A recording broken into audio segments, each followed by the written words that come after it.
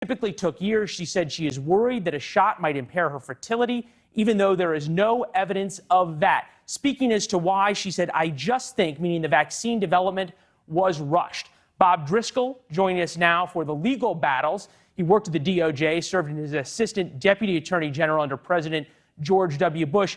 Bob, will pick up where Chris Stirewalt left off.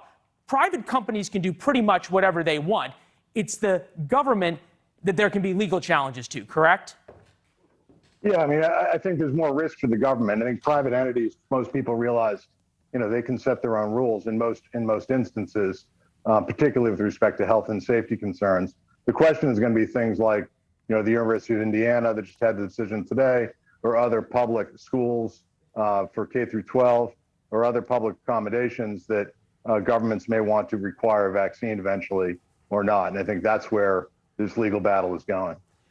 Let's talk about how this worked, because there were some initial legal battles to masks and to other restrictions in the very beginning of the pandemic. And you and I talked about it at that time, and you brought up this issue that the government has very broad latitude when it comes to matters of public safety and in the beginning of a pandemic.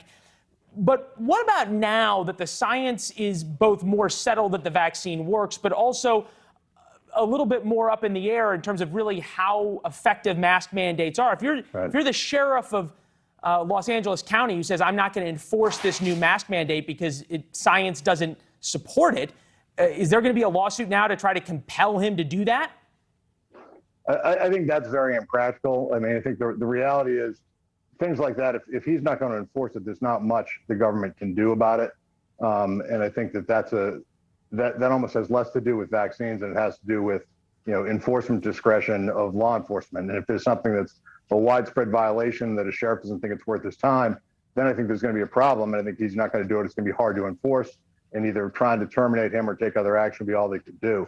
I think what's more interesting, frankly, is, the government trying to do these things, mandate vaccines for college students, or certain government employees, hospital employees, things like that, public hospitals.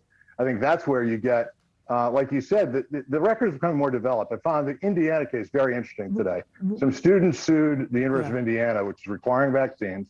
There's a federal case. The judge upheld the University of Indiana's right to require vaccinations to attend on-campus classes.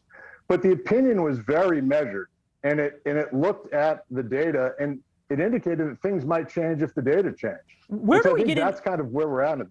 Where do we get into this sort of balance here, especially in sort of these like quasi-public-private things? I'm thinking about ballparks that may be owned by the city but managed by the baseball teams. Airlines where the planes are owned by private companies, Delta and United, but then at the same time the FAA sets the regulations. Right.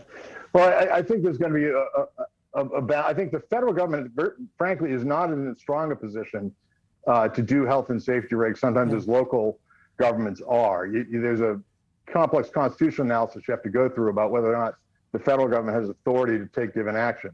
They can tie funds to certain things. Forgive me, I've only got about 45 seconds left. What is the watershed moment that you look at where you'd go, oh, wow, the dynamic has really changed between who has the upper hand, the anti-maxers, pro-personal freedom versus the government?